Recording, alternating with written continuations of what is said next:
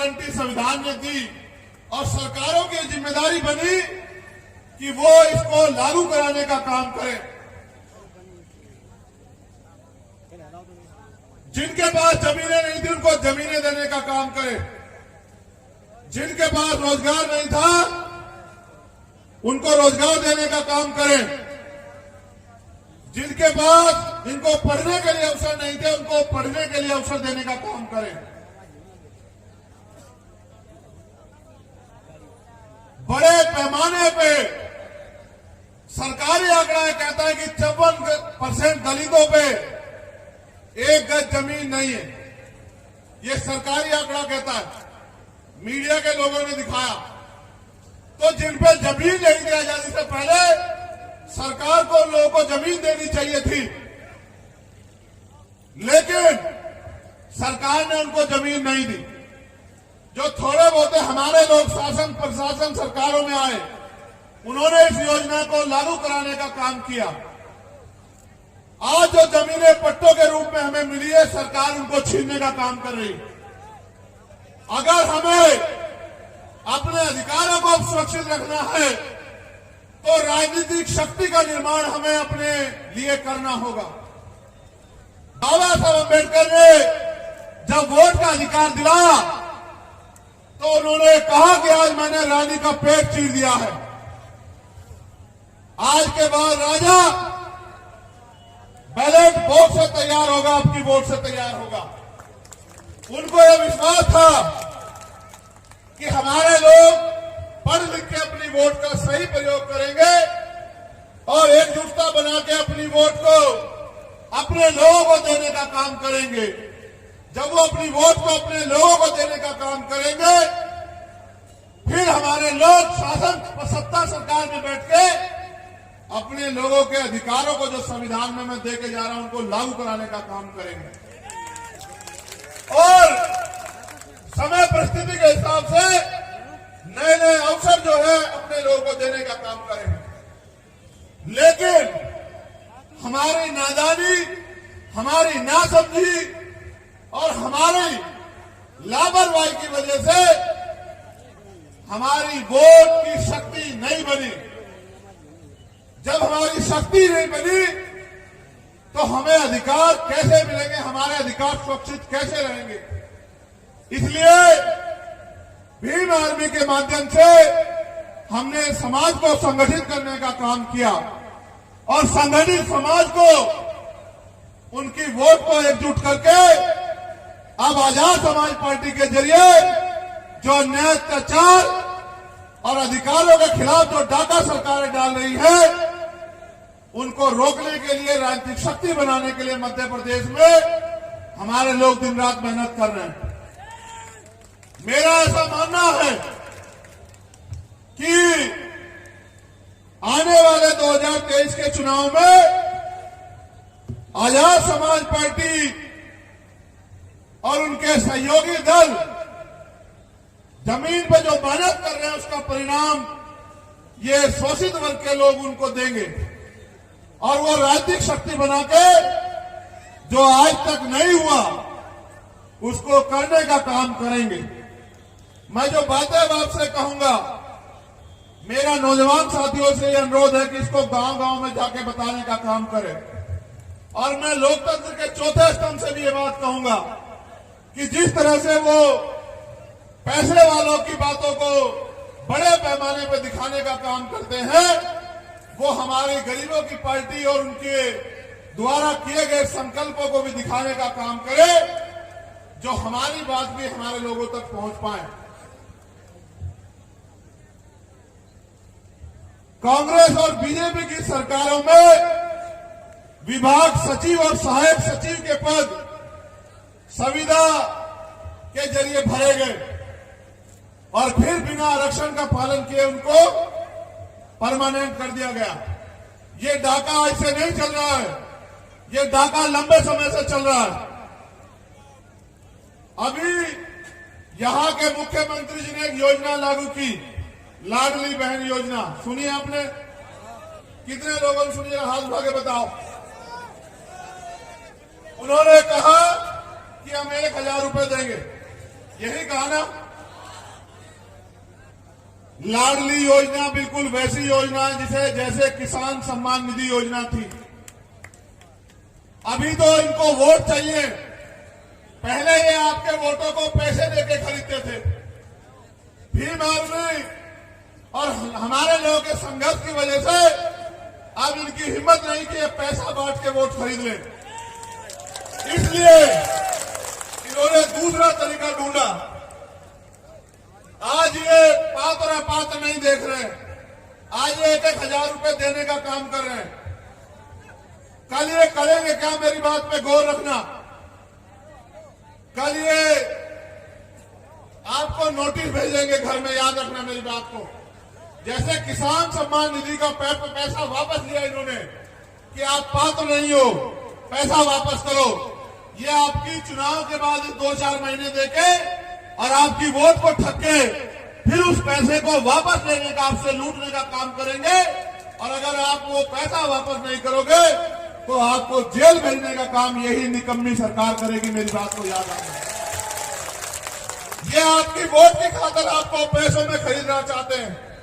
अगर ये 1,000 रुपए लाडली बहना योजना में देंगे और कांग्रेस के लोग 1,500 देंगे, मैं वादा करता हूं कि हम अपनी बहनों को, मां को घर में हर महीने 10,000 रुपए का रोजगार देंगे।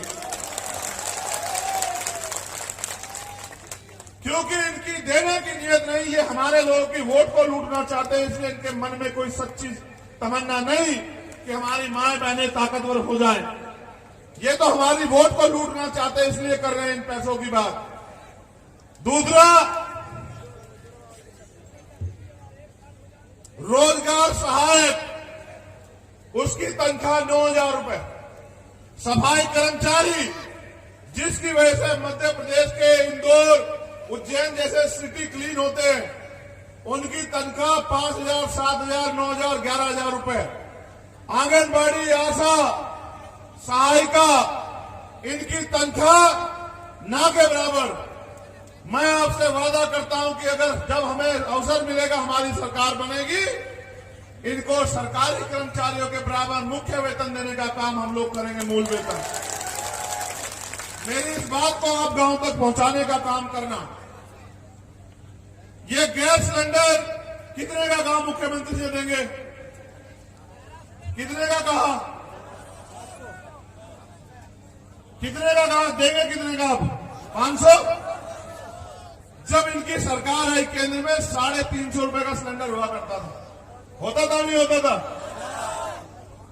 इन्होंने 4.5 साल हमारी जेब लूटी और अब 6 महीने में हमें 500 का देंगे।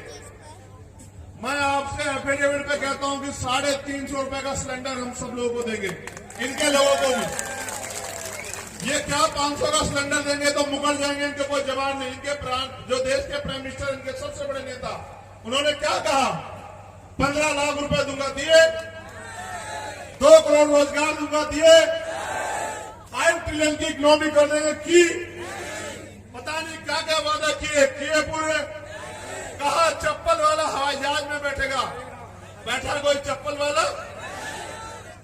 जिनके पास नौकरियां थी वो भी छीन ली। इसलिए अगर ये 500 का सिलेंडर दे रहे हैं तो ये 5,000 रुपए का जुर्माना आप पे लगाने का काम करेंगे चुनाव के बाद, मेरी बात को याद रखना। क्योंकि जनता का पैसा जनता के हित में काम आना चाहिए। मैं आपसे वादा करता हूं, आजाद समाज पार्टी की तरफ से 350 रुपए का सिलेंडर हम लोग देंगे। आप मेरी बात को याद रखना। जितना बैकलॉग है नौजवानों के लिए, अभी 1.5 लाख से ज्यादा बैकलॉग है। SC, ST, OBC के नौजवान सड़कों पे धक्के खा रहे हैं। मैं आपसे वादा कर रहा हूं कि पहली मीटिंग में कैबिनेट की हम लोग 1.5 लाख बैकलॉग को जो है आरक्षण के अनुरूप भरने का काम करेंगे, मेरा वादा आप लोगों से। और 10 लाख सरकारी, प्राइवेट या उद्योग में रोजगार नौजवान लोगों को, बहनों और भाइयों को हम लोग हर साल देने का काम करेंगे। और मैं वो कहता हूं जो हम लोग कर सकते हैं हवाई में, प्राइम मिनिस्टर की तरह 2 करोड़ नहीं कहूंगा। मध्य प्रदेश के 10 लाख नौजवानों को सरकारी, प्राइवेट और व्यापार उद्योग में लगभग 10 लाख रोजगार हम लोग हर साल देने का काम करेंगे। ठीक है। एक जो सबसे बड़ा काम ये पूंजीपतियों के मित्र कभी नहीं कर सकते, मैं आपसे कह रहा हूं कि मध्य प्रदेश में जितने टोल हैं, जब वो नेताओं के लिए फ्री हैं, अधिकारी कर्मचारियों के लिए फ्री हैं, तो वो पूरे मध्य प्रदेश के हर एक व्यक्ति के लिए फ्री हम लोग करने का काम करेंगे। ये इस बात को अब नोट बना लो कि जितने टोल हैं वो सारे हम लोग फ्री करने का काम करेंगे। किसी की जेब नहीं कटेगी कि अगर आपके पास फास्टैग नहीं है तो दुगने पैसे दो। ये पूंजीपतियों के हितैषी ये नहीं करेंगे, ये आपके लोग करेंगे। ठीक है। सरकार बनने पे मीडिया के लोग सुन लो इस बात को, सरकार बनने पे व्यापम घोटाले की जांच होगी और व्यापम घोटाले से जुड़े सब लोग उनको जेल भेजा जाएगा, नींद हराम हो जाएगी नेताओं की। बहुत नेता शामिल है उसमें, याद रखना मेरी बात को। ये सारे इकट्ठे हो जाएंगे, समझ रहे हो। और अभी तक जितनी भर्तियां हुई है पिछले 10 साल में, जिन भर्तियों में धांधलियां हुई है उन सबकी जांच कराई जाएगी और उनकी जांच करा के जिस भर्ती में धांधली हुई है, धांधली करने वाले को जेल भेजने का, उसकी संपत्ति जब्त करने का और उन भर्तियों में पूरे नौजवानों को रोजगार देने का काम हम लोग करेंगे। अभी मुख्यमंत्री जी ने परशुराम जयंती पे घोषणा की कि वो ब्राह्मण कल्याण बोर्ड बनाएंगे, यही की ना। मैंने आपसे बार बार कहा कि साहब कहते थे कि अगर फूल वालों को वोट दोगे तो वो ताकतवर होंगे, वो ताकतवर होंगे तो अपने लोगों के लिए काम करेंगे। पंजे वालों को वोट दोगे तो वो ताकतवर होंगे, वो ताकतवर होंगे तो अपने लोगों के लिए काम करेंगे। ये घोषणा इस बात का स्पष्टीकरण देती है कि सरकार किसकी है।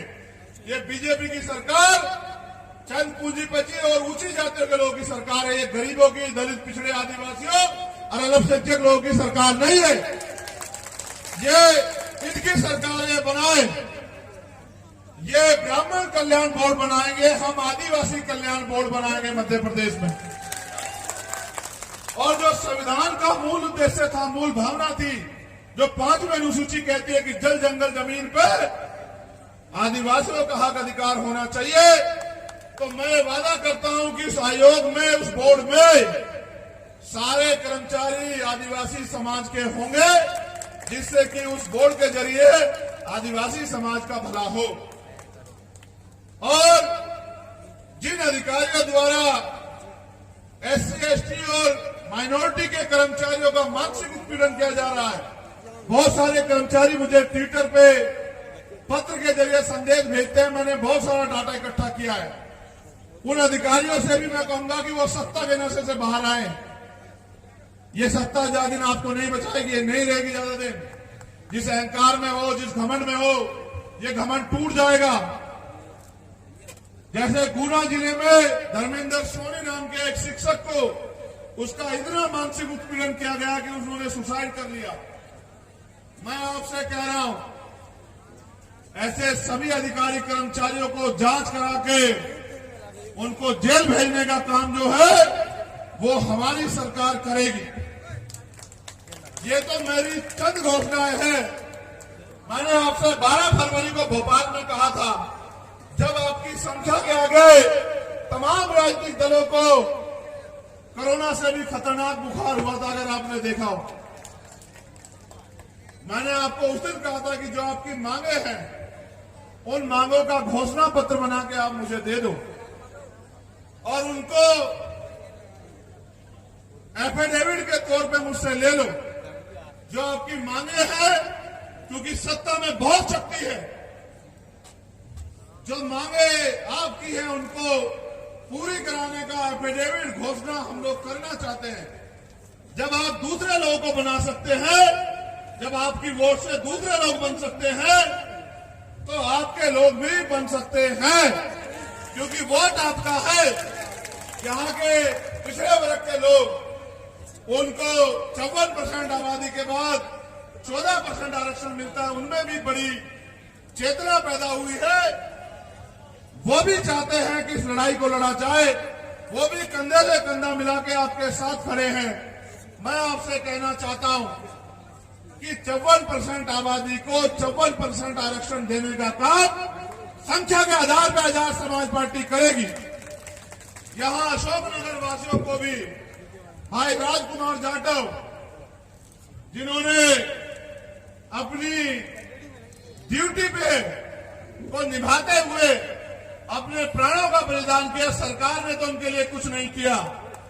मैं वादा करता हूं कि उनके नाम पे, चाहे तो उसी थाने का नाम या उससे भी बड़ी योजना का नाम हम लोग राजकुमार जाटव जी के नाम पे करने का काम करेंगे। उस परिवार को सम्मान देने का काम करेंगे। मेरे लोगों, मैं आपसे कहना चाहता हूं कि अपने देश में वोट की शक्ति होने के बाद अपने प्रदेश में आप कब तक ठगे जाते रहोगे? मेरी बहनों, मेरी माओ, मेरे नौजवान भाइयों, आप पढ़ लिख के बेरोजगार घूम रहे हो और सरकार को आपकी फिक्र नहीं है। सरकार तो ये कहती है हमने ठेका नहीं ले रखा है। जब उन्होंने आपका ठेका नहीं ले रखा तो आप उनका क्यों ठेका लेते हो? अगर आप उनका ठेका लेना बंद कर दो तो मैं पूरी जिम्मेदारी से कह रहा हूं कि मध्य प्रदेश में एक नया सूर्य निकलेगा 2023 में। एक ऐसा सूर्य जो गरीब, कमजोर, शोषित, वंचित, पीड़ित को तमाम तरह के अवसर और स्वाभिमान सम्मान के साथ जीने का जो है वो रोशनी लाके देगा। आप यहां आए, अपनी मेहनत की कमाई से एक एक पैसा जुटा के, समय खर्च करके, जब आपने इतना योगदान किया तो बस मैं आपसे ये पूछना चाहता हूं, क्या आने वाले समय में मध्य प्रदेश में आप मेरे हाथों को मजबूत करने का काम करोगे? मेरी दिली इच्छा है ये पूछने की भी कि कहीं पैसे वाले या सिर्फ जो चुनावी नेता है, जो चुनाव में आपके बीच आते हैं, उनकी बातों में आके आप मुझे अकेला तो नहीं छोड़ दोगे इस लड़ाई में।